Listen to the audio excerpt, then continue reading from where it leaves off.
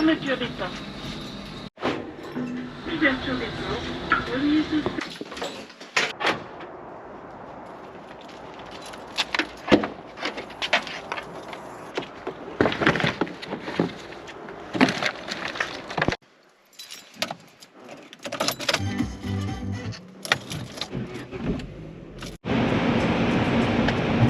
Ressens cette espèce d'humidité sur toi. Bon, du coup, après 4 heures de route, un petit réveil à 4 heures, on vient enfin d'arriver. On s'est rendu compte que la dernière portion de route est pas déneigée, donc c'est complètement gelé, donc on s'est garé un peu en bas. À pied. Donc on se rajoute, je sais pas, peut-être 2-3 km facile à pied. On voit un petit peu, on voit un peu la route passer par là-bas, mais en gros on va au barrage qui est là-bas. Et le lac est derrière. Donc voilà, on est prêt. En piste. Donc en effet la route est bien fermée et bien gelée. J'espère qu'on va pas se casser la gueule en marchant sur le verglas. Mais on est censé passer par là du coup et la route elle monte là-bas. Donc voilà, je comprends pourquoi c'est fermé. J'ai peur. Non ça va, ça glisse pas.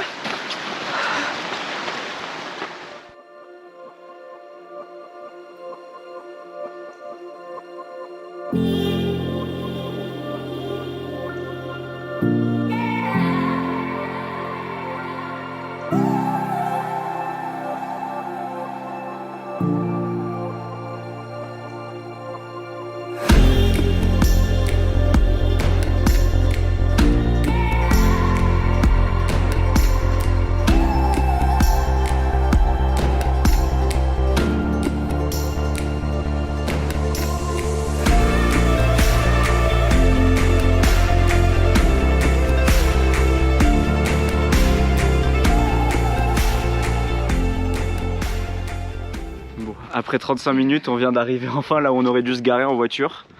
Là, ici. On aurait dû être garé là. Et on arrive de tout en bas. Encore plus bas de là où il y a les gens. En fait, dans l'angle, on voit pas où on était garé. Du coup, la vraie randonnée, normalement belle, commence maintenant. Après le barrage, là, on contourne tout le lac par la droite. Et on s'enfonce là-bas dans la vallée.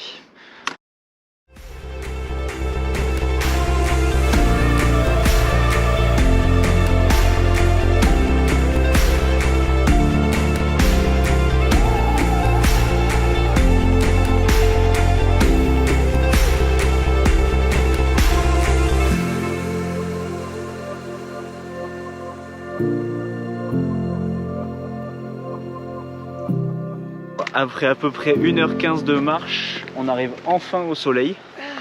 Et ça tape fort en vrai. Et du coup, ça monte pas beaucoup là pour le moment. Parce qu'il fait que tourner. Non, ça monte pas beaucoup, la randonnée, pas nous. J'ai cru que tu disais. Mais tant mieux, mais en même temps ça annonce des grosses montées par la suite, donc c'est pas forcément bien. Mais c'est très très beau ce qu'on voit en face et je vais vous montrer.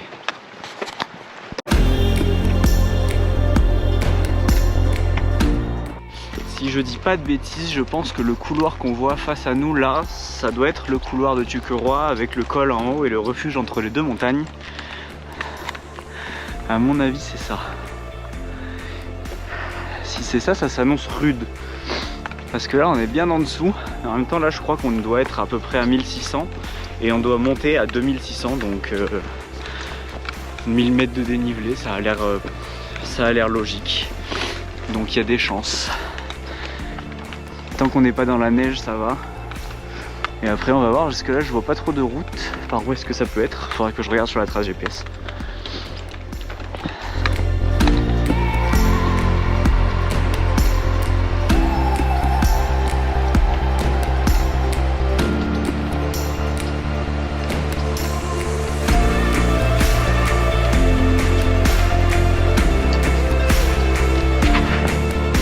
On a enlevé les polaires parce que là il faisait vraiment très très chaud.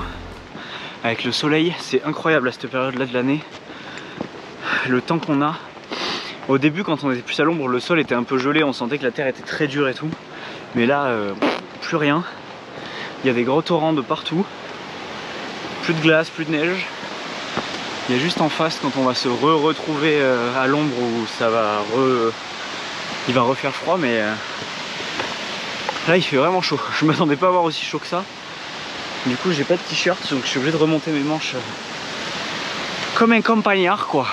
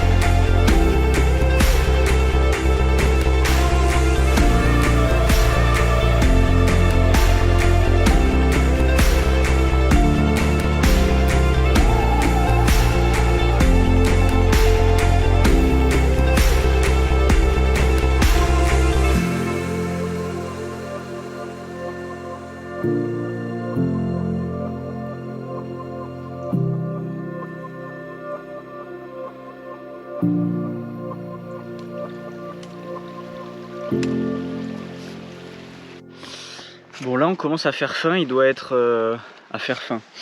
Oui, non, on commence à avoir faim là. Il doit être 12h30, un truc dans le genre. On aimerait bien manger les pieds dans la neige pour avoir de l'eau de neige plutôt que de l'eau 100% potable du robinet de la ville. Mais là on va essayer de passer la crête qui est en face de nous ici, celle-là là. Et derrière logiquement on devrait voir à peu près l'avancée de où on en est pour la neige. Et en termes de distance pure, en termes de mètres, de kilomètres, on a fait la moitié du chemin. Et en termes de dénivelé on a dû faire même pas un quart je pense. Peut-être un tiers avec un peu de chance mais ça m'étonnerait. Je préfère pas regarder tout de suite. Tout ce que je sais c'est qu'on est sur le bon chemin et que on arrive en haut de la crête. Bon, là on commence à manger un peu de dénivelé. C'est pas plus mal. Parce qu'on stagnait à 1007, 1008. Et si on doit aller à 2006, bah, vaut mieux que ça monte un peu maintenant que tout après. Parce que là, même en se rapprochant, j'arrive pas à savoir du coup si c'est bien ici le refuge, là. Ou derrière, il y en a un autre qui ressemble un peu. Ou là, entre ces deux montagnes. Si c'est là, ça va. Si c'est celui qui est à droite, bon, on va voir. Hein. Heureusement qu'on a pris la corde. Et puis il faut être sûr que la neige est bonne, histoire qu'il n'y ait pas d'avalanche. Je crois qu'elle en chie un petit peu. Non.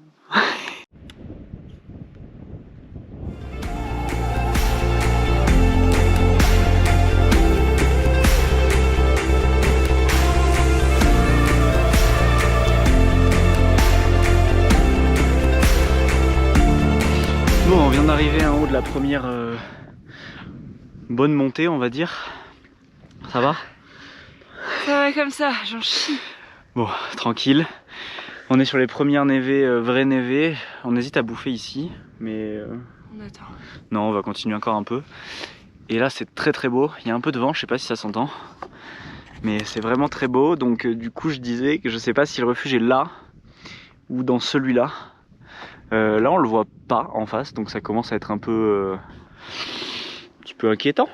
Ça veut peut-être dire que c'est celui de droite et c'est peut-être un peu moins drôle, mais on va au moins aller au pied du couloir pour voir ce que ça donne, hein, de toute manière. Voilà, bon, on va chercher à manger, enfin un endroit où manger. Let's go, j'ai faim. On va faire les courses.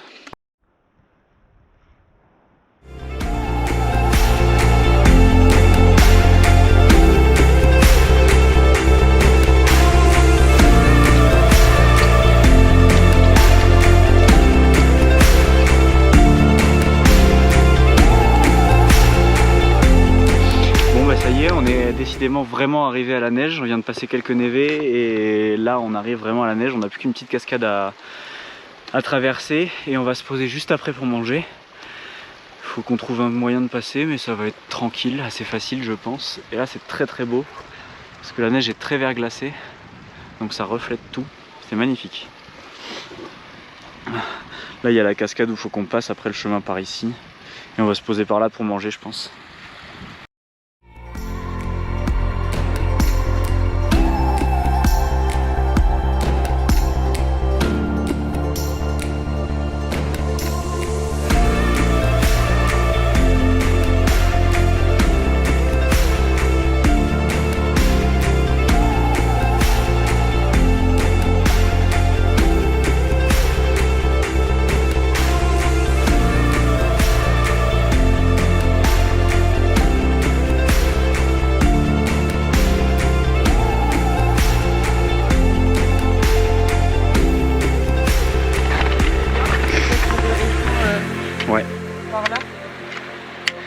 Très bien, bon ben on mange ici du coup. C'est bon.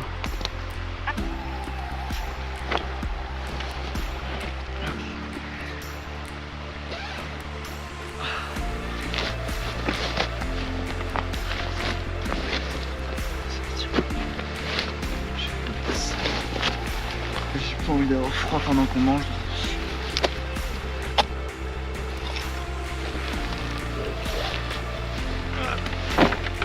Allez, on va cuisiner.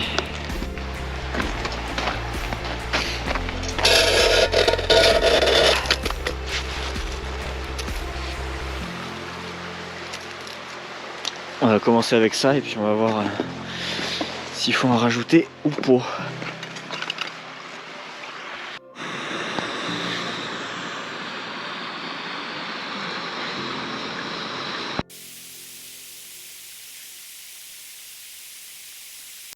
Petit à petit, on fait la cuisine.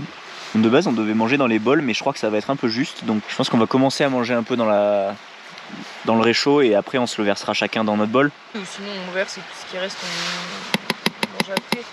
Ok. Bon. Bon repas. Ça fait du bien de manger un truc bien chaud, bien piquant, qui te reste bien dans la bouche. Oh putain. C'est top. Bah non, du coup on se rhabille, on met les vestes coup de vent parce qu'il commence à y avoir un peu de vent et on va aller dans la neige, donc on va s'étanchéifier. Et après on remet les casques, les sacs et on va cramponner après, même si la neige a l'air un peu verglacée par ici. Donc on va attendre, mais on va peut-être cramponner d'ici peu. Et là ça se couvre quand même pas mal. Donc ils ont prévu de la neige de toute manière, hein, à partir de 15-16 heures, ils ont prévu de la neige. Et là il est chill 13h30, donc d'ici 2h30, 3h, on sera logiquement sous la neige. Donc on croise les doigts pour que ça se passe quand même bien. Voilà. On s'est remis en route et c'est incroyable la séparation nette entre la neige et la pas neige. Genre là où on est il neige, enfin il y a de la neige. Et là-bas on est direct dans l'herbe. Genre on passe la grande cascade là, qu'on voit pas ici. Mais dès qu'on a passé, ben, on est complètement dans la neige. Donc voilà. Du coup ben, là on va peut-être cramponner quand même. Il y a des traces donc on va suivre les traces pour commencer. Et puis on va voir si ça nous laisse nous sur le bon endroit de là où on va. Waouh.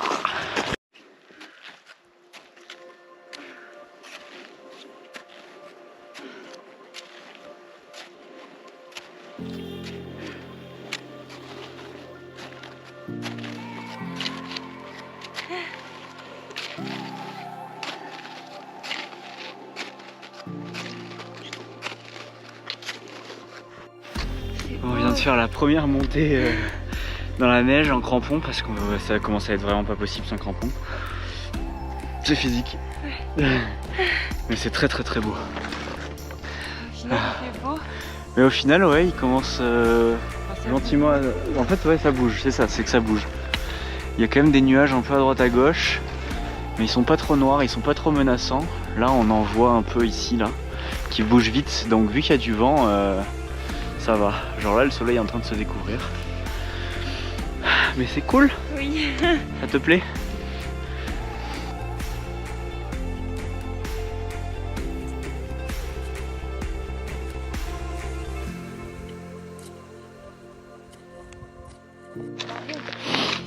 Il y a des isards juste en face de nous. Ils sont deux. Et en fait j'avais pas percuté mais depuis tout à l'heure on suit leurs traces. Alors au moment où je dis ça on les voit plus trop. Mais en gros on les voit là. Donc nous on suivait les traces d'un mec qui était passé là. Et en fait ils ont marché juste au même endroit que nous. Et ils sont toujours en haut. Il nous fixe depuis tout à l'heure. Il est parti en courant parce qu'il était juste derrière une crête en face de nous. Donc il a dû avoir peur. Et il est tout seul, il mange son herbe tranquillou.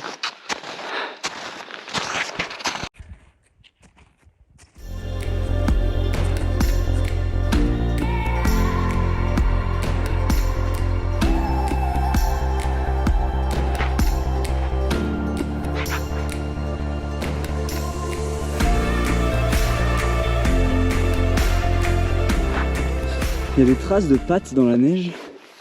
Alors j'ose espérer que c'est des chiens, même si c'est absolument interdit de les emmener ici. Ce serait quand même vachement con qu'on tombe sur des loups. Donc si quelqu'un sait me dire ce que c'est comme trace, parce que les isards c'est deux pointes et là ça monte jusqu'en haut. Ouais, parce que l'isard c'est 2 pointes et là ça c'est ça fait des pattes de chien quoi. Étant donné que c'est interdit d'emmener des chiens ici, même en laisse, je sais pas. Après des loups dans les Pyrénées il n'y en a pas 36 donc bon, ça serait un peu étonnant.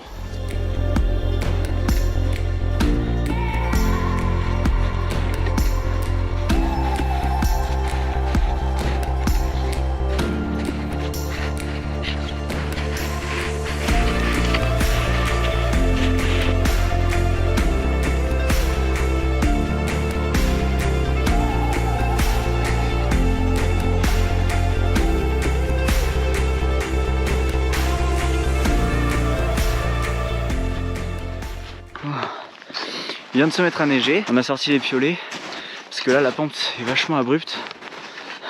Bon, plus trop maintenant, mais là-bas c'était un peu compliqué. Et je pense qu'on arrive dans pas trop longtemps au pied du moment fatidique qui va nous dire si on rebrousse chemin ou pas. J'espère que non. Mais bon, ça c'est pas moi qui vais décider. Enfin si, mais voilà quoi. On entreaperçoit un peu le barrage là-bas. Et c'est là qu'on voit de là où on vient, avec tout le détour qu'on a fait pour pas prendre la pente abrupte. Ah, on s'enfonce beaucoup là, jusqu'aux genoux quasiment. Enfin pas tous les pas, mais ça devient un peu difficile. Oui.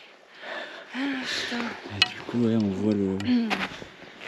Ouais, la caméra, je sais pas si on va le voir, mais en gros il est tout au bout là-bas. C'est très très beau.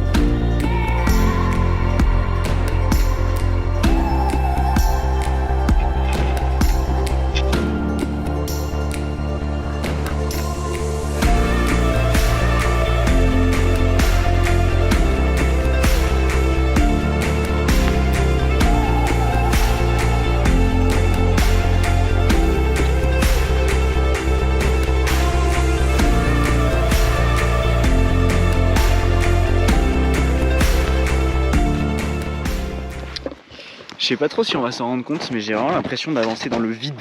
Je vois pas la distance du sol à cause du blanc, vu que tout est blanc, absolument blanc. J'arrive pas trop à discerner ce qui se passe devant moi.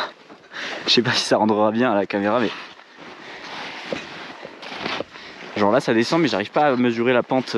Mon cerveau veut pas faire de mise au point. Ouais, voilà avec quoi je me retrouve du coup. Je comprends pas si ça descend beaucoup ou pas. C'est tellement blanc qu'on voit rien. Mais là on se rapproche beaucoup de là où on doit aller. Donc ça fait plaisir. Là ça doit faire au moins 2 heures qu'on marche dans la neige très profonde, on se casse la gueule tous les 2 pas.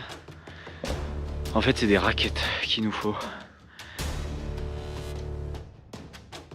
Ça serait vraiment beaucoup plus simple en raquette. Là on est cané de chez cané. On arrive quasiment au pied de la dernière montée. Et on va prendre un petit goûter, histoire de se redonner un peu de courage. Et après, on entame la montée, on va peut-être finir un peu de nuit. Parce que là c'est un peu mal barré. En gros, là entre les deux ici, c'est là où on va, c'est là où on prend le goûter. Et après, le vrai couloir commence et normalement on est arrivé. Allez, courage pour moi. Du courage. Ouais.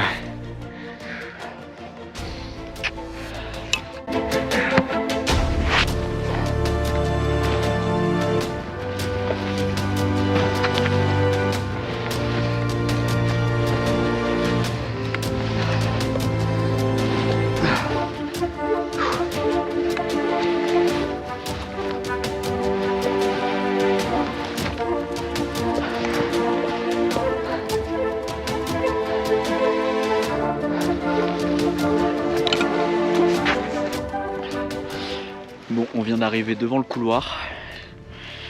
C'est chaud, franchement c'est chaud. Donc on va pas y aller. C'est trop. On va forcément pas se rendre compte à la caméra. Ah mais c'est vraiment très raide et très enneigé. Il n'y a aucune trace, donc personne n'y est passé. Même pour venir là où on est ici, où on vient de prendre notre goûter, il n'y a pas de trace, donc voilà. Donc on fait demi-tour, on va forcément finir à la frontale, mais je pense que c'est peut-être pas plus mal.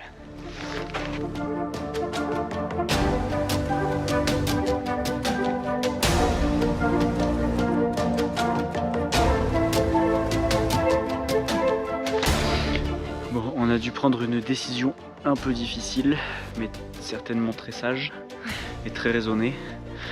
On n'est pas monté, j'ai pas pu filmer parce que la caméra s'est éteinte à cause du froid et tout. Mais du coup on est redescendu, on a avalé beaucoup de descentes là en très peu de temps. On espère qu'il va pas faire trop nuit, même si voilà. Du coup on se dépêche, on rentre à la voiture et après on va aller manger.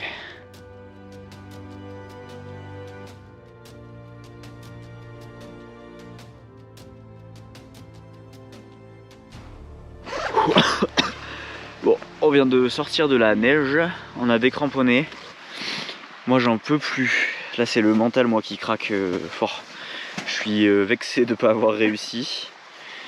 Donc j'y arrive plus. Heureusement que Marie-Lou est là et qu'elle me tire parce que sinon je me serais endormi sous un rocher dans la neige et j'aurais attendu. Parce que là moi j'en peux plus. J'ai tout qui se passe mal, j'ai fait tomber mes crampons. Enfin, donc là je vais manger un petit lion pour le mental. Et on va repartir et on a mis même pas 1h30, si 1h30 1h30. On a mis 1h30 à redescendre ce qu'on a monté en 3 heures, 4 heures. C'est... Voilà, ça nous servira de bonne leçon pour la rando dans la neige. C'était la première vraie rando dans la neige pour nous deux. On pensait être équipés comme il faut mais déjà non. Vraiment des raquettes c'est indispensable, genre vraiment. Et en plus de toute manière prévoir genre 2 fois le temps. Ouais, on n'avait pas assez de temps et clairement juste de base ça c'est moi qui ai fauté, j'ai mal jaugé la difficulté de la randonnée en hiver. En été il y avait marqué que c'était ultra facile etc et qu'il y avait juste la dernière zone, enfin bref j'expliquerai plus tard quand on sera plus au calme dans un endroit un peu plus safe parce que là on voit rien. On a un ruisseau, enfin une cascade, une micro cascade à traverser. Donc bref, on fera un petit débriefing après. Ah putain, j'ai le mental qui lâche complètement. Je suis au fond du gouffre. J'en peux plus, on vient juste d'arriver sur le barrage après au moins 3 heures après la neige. Pour moi ça allait aller au moins aussi vite que la neige, mais pas du tout. J'en peux plus. Enfin physiquement, je marche, c'est machinal. Mais mentalement là j'y arrive plus là. Heureusement qu'on y est vraiment à je sais pas 20 minutes max, 25 peut-être. Et heureusement qu'il y a Marie-Lou. Parce que là putain. J'en peux plus. Ah c'est pas beau de se plaindre dans sa première vidéo. Hein. Quel échec. Ah, heureusement que c'était beau quand même. Hein.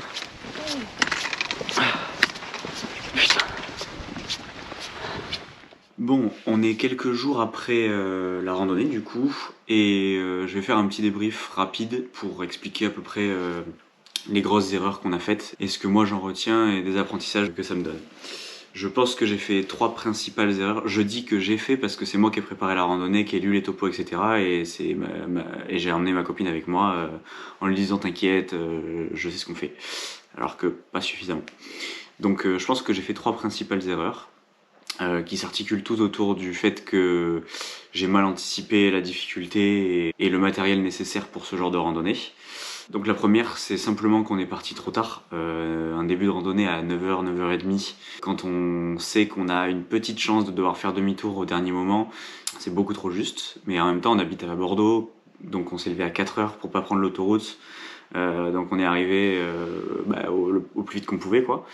Donc c'était déjà pas mal, mais la prochaine fois il faudrait qu'on trouve une autre solution pour faire mieux. Deuxième erreur, il nous aurait fallu clairement des raquettes, parce que s'enfoncer autant dans la neige c'est hyper fatigant, ne serait-ce que de 20 cm en fait. Chaque pas il est décuplé, un pas c'est l'équivalent de 3 pas en gros en termes de force. Donc là on a fait à peu près 30 000 pas, j'ai regardé. 30 000 pas dans la neige à s'enfoncer jusqu'à mi-tibia, c'est hyper épuisant. Du coup, deuxième erreur, des raquettes. J'avais trop sous-estimé l'utilité des raquettes. Et troisième erreur, j'ai clairement sous-estimé la difficulté de la randonnée en hiver. Parce qu'en fait, je me fie toujours aux mêmes topos. Les topos de Marionneau, Topo Pyrénées sur internet, qui sont des topos incroyables, régulièrement mis à jour, avec des infos super, des photos, etc. Mais c'est uniquement des topos valables pour l'été. Généralement, parfois, il met un petit message style facile par beau temps et sans neige et sans verglas, etc. Et là, dans son topo, il avait écrit que c'était facile, que c'était une randonnée accessible par beau temps, mais que par temps frais, avec neige ou verglas, ça devenait un peu plus difficile, mais qu'avec des crampons et un piolet, c'était faisable. Et je pense qu'il avait raison, parce que du coup, on a regardé des vidéos de gens qui font l'ascension de ce col en hiver, sauf que le mec avait des raquettes et puis c'était sûrement des vrais pros, contrairement à nous qui sommes des débutants. Donc juste j'ai sous-estimé la difficulté de la randonnée, parce que déjà je sais pas reconnaître une neige qui va se transformer en avalanche ou non. Donc déjà ça a été le premier point qui fait qu'on n'a pas voulu se lancer, parce qu'on ne connaissait pas la qualité de la neige, et vu la pente, ça peut, je pense, se décrocher assez vite, donc on préférait éviter. Et en plus de ça, on était crevés de l'aller, donc devoir en plus se taper limite de l'escalade, on le sentait pas du tout, donc on a préféré faire demi-tour, ce qui a été très difficile. Pour raconter rapidement ce qui s'est passé sur le demi-tour, on est arrivé à la voiture, il était à peu près 21h15 je pense, 21h30. Moi j'étais au bout de ma vie, comme je l'ai dit, mon mental m'a complètement lâché, donc il restait plus que l'automatisme de mettre un pied devant l'autre. Et arrivé à la voiture, j'avais des douleurs sous les pieds horribles, donc je pouvais pas conduire. Donc c'est Marilou qui a conduit les 30 premières minutes pour redescendre dans la ville. Et à partir de ce moment-là, elle était tellement fatiguée qu'on a fait une pause pour qu'elle se repose. Moi je me suis endormi, ensuite elle est repartie, elle s'est re-arrêtée, elle s'est repartie, elle s'est re-arrêtée parce qu'elle était vraiment trop fatiguée. Et au final, on a mis 6 heures pour arriver à Bordeaux. Et moi j'ai conduit la dernière heure en gros, les 2 dernières heures je pense, parce que je m'étais un peu reposé, j'avais moins mal et tout, donc je pouvais conduire. Donc on est arrivé ici à 4 heures, donc on a fait une journée de 24 heures au total. Le dimanche, on était éclatés. Donc moi j'en tire des bonnes leçons. Marilou elle a trouvé que c'était cool, que c'était une bonne expérience, donc tant mieux. Moi j'ai trouvé ça vraiment difficile, et puis j'ai du mal avec l'échec. Mais en montagne, il faut justement savoir échouer.